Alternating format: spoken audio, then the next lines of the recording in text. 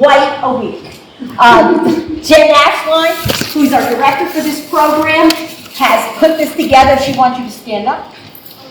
There you go.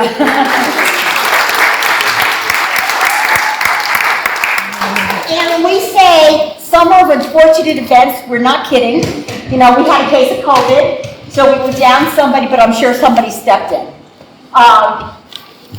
But as Violet and Klaus and Sonny keep saying, we're going to persevere. We're going to get through this, and the kids are great. I have seen them rehearse. They are just wonderful. You should be proud of each and every one of them. And the other thing that was really nice for us is we have 9 returning children and 14 new families. So we welcome all of you new families to our family. And you'll get emails from us periodically when new programs are being launched. And we will be doing Kids on the Corner again in the winter, and we'll let you all know about that up front. You get first dibs on registration, okay? So I'm going to hand this over to Jen, and enjoy. Good evening, everyone. Welcome to a summer of unfortunate events. Because we had a wonderfully large turnout, which is great, we had to double up on cards, so everybody has the name tag with their character names. If you see somebody who's same character or the new person, that's because of that, but we make it as seamless as possible.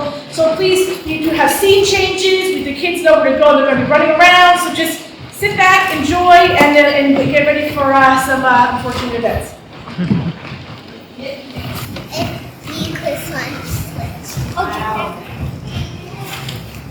Dear audience, I'm sorry to say that the play you're about to see is extremely unpleasant. It tells an unhappy tale about 3 unlucky children. Even though they are charming and clever, the Baudelaire subjects and lives of misery and woe. From the very first scene of this play, when the children are at the beach receiving terrible news, continuing on throughout the entire story, disaster lurks at their heels. One might say they are magnets for misfortune. In this play alone, the 3 youngsters encounter greedy, repulsive villain, itchy clothing, a disastrous fire, they plot to steal their fortune, a cold porridge for breakfast. It's my sad duty to advise you of these unpleasant tales, but there's nothing from stopping you and getting up to leave this play immediately and going home. But if you prefer that sort of thing. If you're sick, you begin our tale. Scene 1, Briny Beach.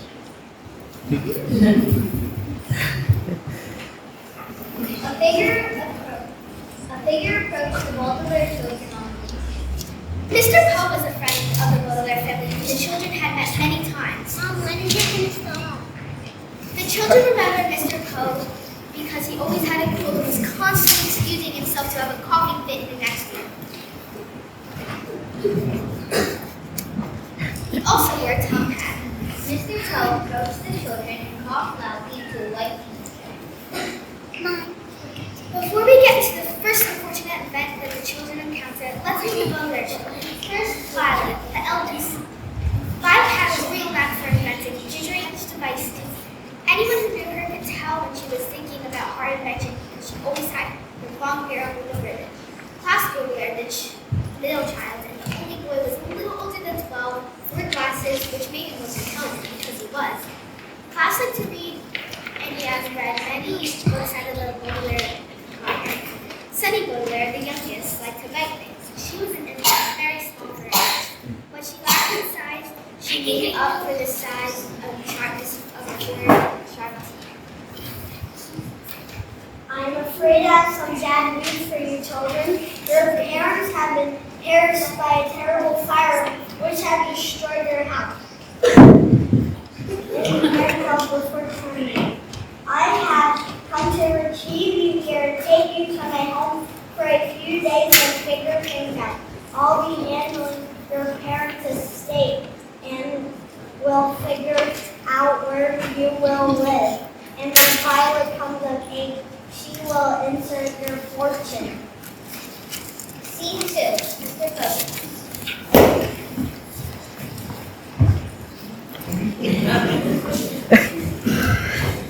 The children were taken to the Poe house where they were given itchy clothes, forced to eat in those and share a tiny room. I have an address for you to be risked by a different life of a more name is Count Olaf. He is a third cousin, or 4 times removed, or he is a fourth cousin and 3 times removed. But he is the closest geography. He is an actor by trade, often travels around the world in theaters and companies. The next morning, Mr. Crow drove into a different part of the city and pulled up to the prettiest house on the block. Standing in the doorway was an older woman, smartly dressed, who was smiling at the children. Hello there. Must be the children how old you got. I'm just a scratch. That is a name for your first name. It's my title. I serve as a judge in the high court. Olaf is my next door neighbor. Scene 3, Campbell walks up.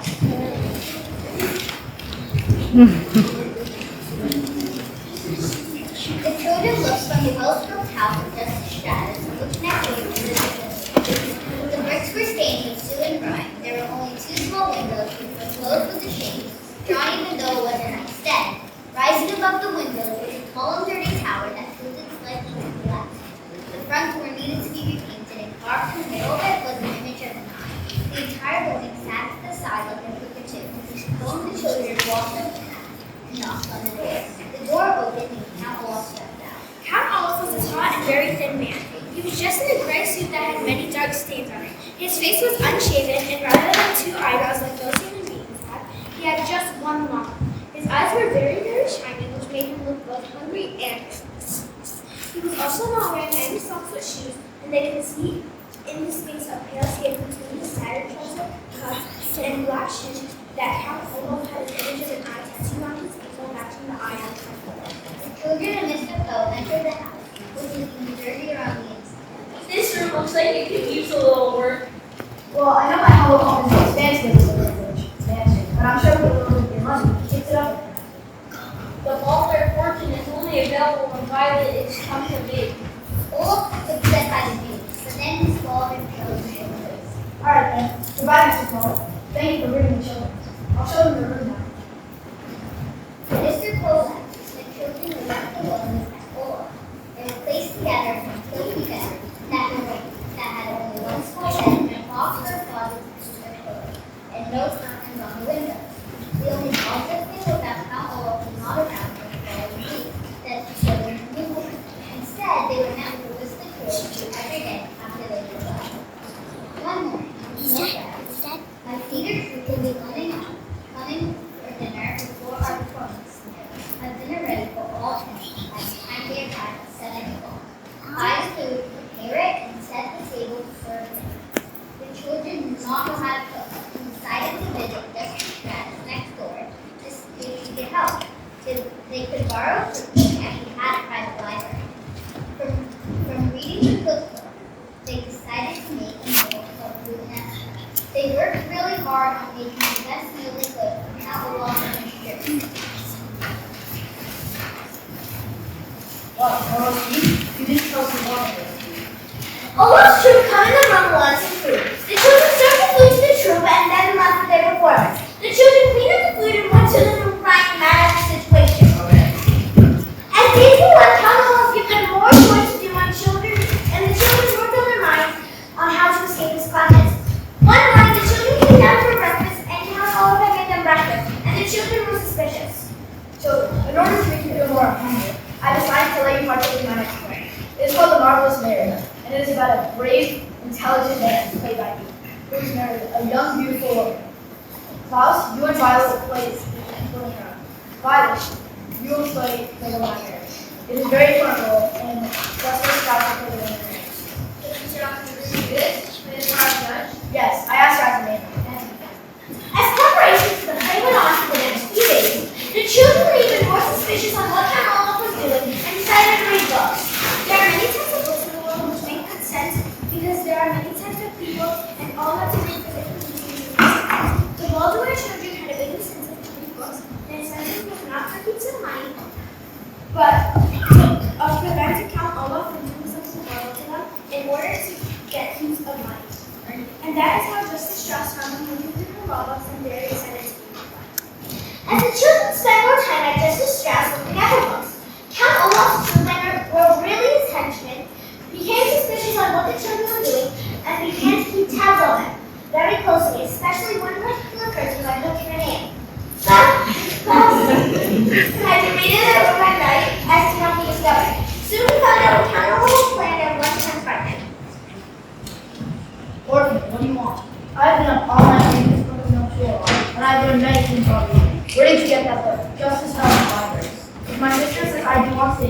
Besides adopting him while Justice Strauss is in the room, it will be legal, and you will be her legal husband. Why would I want to marry your sister? It's just a play with her. You will be her legal husband and have access to her money.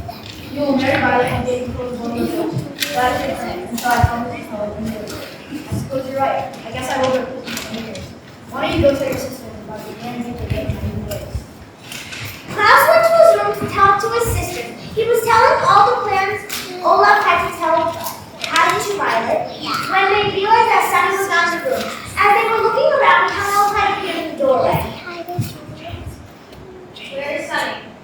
Come with me outside. To the back room. The Motorway children didn't say anything, but followed Count Olaf through the house and out the back door. At first, the children did not see anything unusual, but then followed Count Olaf Violet and saw he was pointing and saw what he was pointing at with one scrawny hand. Up the tower, barely visible in the window, what was looked like a bird cage. Oh no.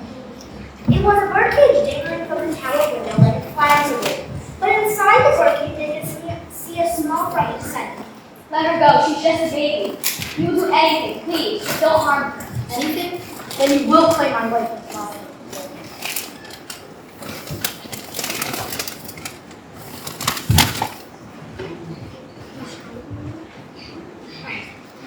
Scene 4, the wedding. The wedding was to take place. The wedding was to take place. Switch.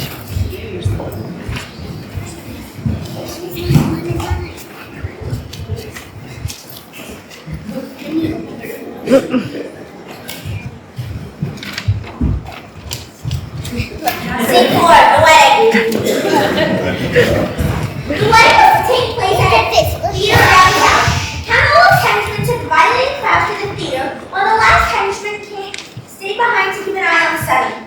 The whole town had come out to see the play, including Mr. Poe and his wife. Klaus and Violet tried to speak to Mr. Poe and explain what was happening. But as they were trying to speak, Count Olaf would appear and glare at the children. Violet was dressed into a wedding dress and told to wait backstage until it was her time to come out. Klaus was dressed in a sailor outfit, and Justice Strauss, who had also arrived, ready to play her part as a judge. Isn't this exciting? You children look wonderful. So do you. What is that book you're holding? My deeds are my blind. Count Olaf told me to bring a law book so I can read the wedding ceremony to make the play as realistic as possible. You know what would be fun? You should change your mind for this. All you have to do, Violet, is say, I do. But I have to make a speech. This is going to be such fun. Suddenly, someone called for Justice Strauss to get her makeup done, and she scurried off away from the stage. Then, as Claude and Violet were trying to think of things to get out of this, one of the theater performers went to them, full of bed on stage. Act 3 was about to begin. Now Olaf had remember, no funny stuff when you go on stage. When I entered the stage, Violet was walking out, there was footage of one I was watching. You and I were standing as Justice Strauss was there. Claude watched his sister in her wedding dress take her place next to Count Olaf as the curtain rose. Claude heard applause from the audience, and that created a moment.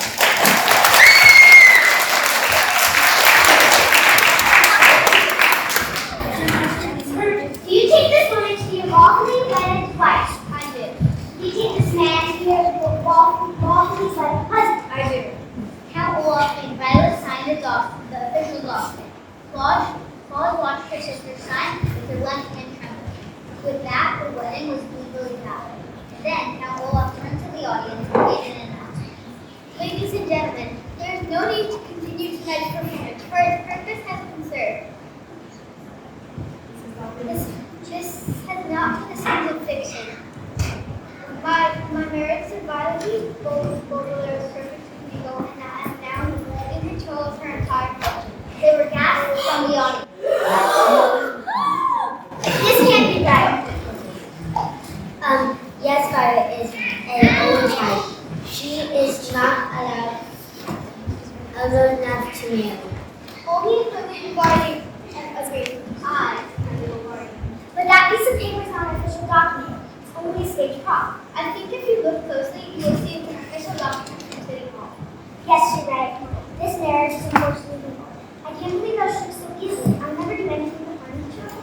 Never. This is dreadful nonsense. A financially dreadful.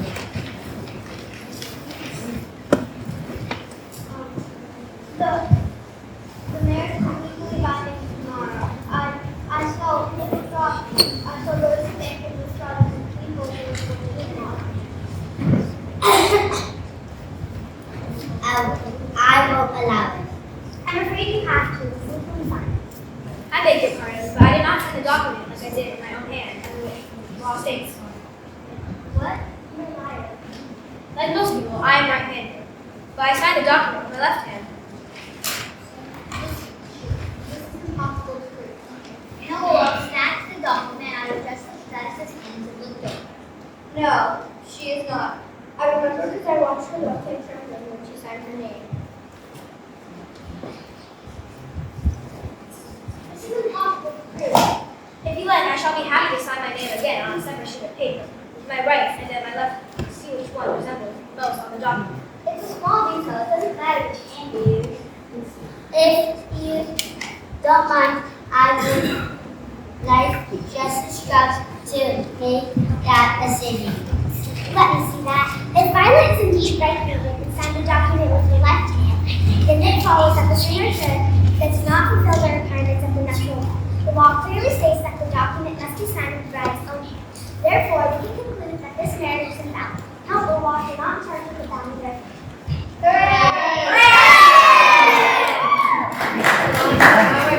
In that case, you will either marry me again correctly, or I will. Evil! Sunny's unmistakable voice rang out over Count Olaf as she tottered on stage toward her silver. The hook-handed man followed behind her as his walkie-talkie buzzing and crackled. Count Olaf was too late. Sunny, you were saved! Count Olaf, very upset about the turn of events, turned to Violet. You may not be my wife, but you're still my daughter, and Do you honestly think that I would allow you to continue to care for these three child children after that please I see you tonight? yes, and it's very illegal to put an infant in a bird cage and danger in the window. You Count Olaf will be arrested and sent to jail, and the children will live with you. Oh, Justice Strauss, do you really mean what you said? Can we really live with you? Of course, I mean it. I'm very fond of you, and I'm very responsible for your welfare. Scene 5, the ending. What is it?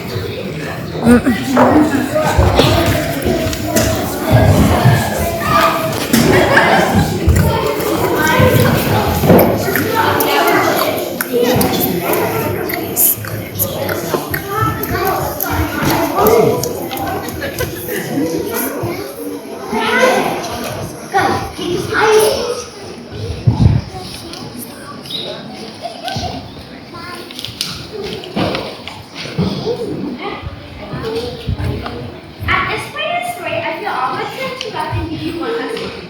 As I said at the very beginning, the play you are watching does not have a happy ending.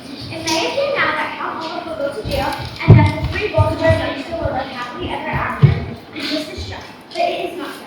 If you like, you may get up and leave this play this instant and not see the rest of the unhappy ending that is involved. You may spend the rest of your life believing that the Baltimore shine over Count Olaf and live the rest of their lives in the house and library of Justice Strauss.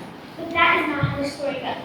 For when everyone was looking the other way, someone crept over and turned off all the lights in the theater. I remember through the lights as well, the baby played over in the dark, and then just as she reached the switch, she felt a hand out on her shoulder. I will get my hands on your fortune. It's the last thing I do.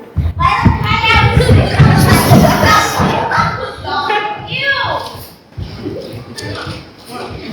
Where did Count Olaf go? And his name, indeed, when everyone looked around, Count Olaf and Hector had vanished. They ran outside to look, but there was no one in sight. With nothing else that could be done tonight, Justice Strauss said, "Well, come home, children. We'll worry about this in the morning after I finish this good bread."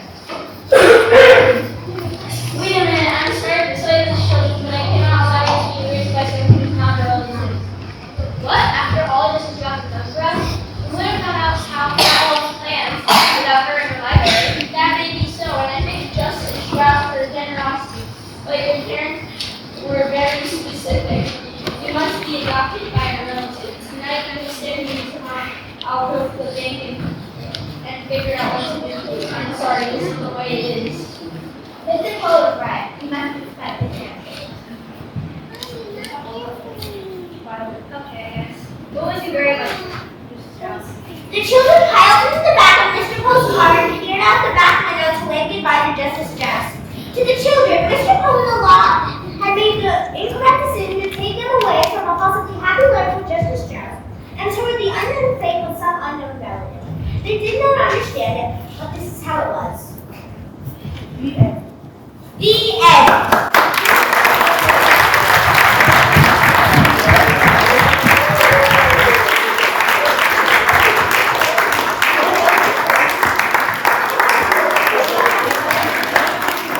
Introduce our wonderful cast. Ross, Georgina. Steve Holder, Eleanor. Kenton.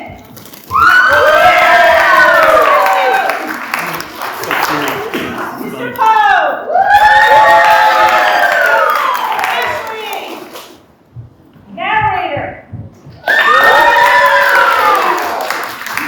Lenny Stickett, Julia and Zoe. Dr. Stroud, Lucy and Layla. We have Olaf, Joseph and Addie. And we have our Violet, Klaus, and Sunny. We have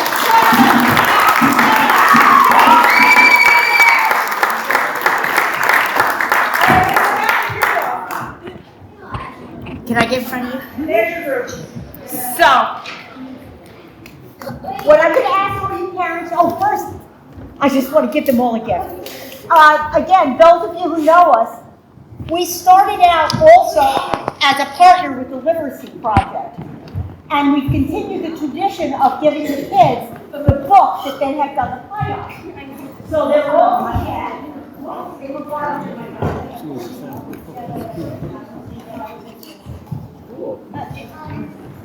They're all going to take copies of Lemon Snow.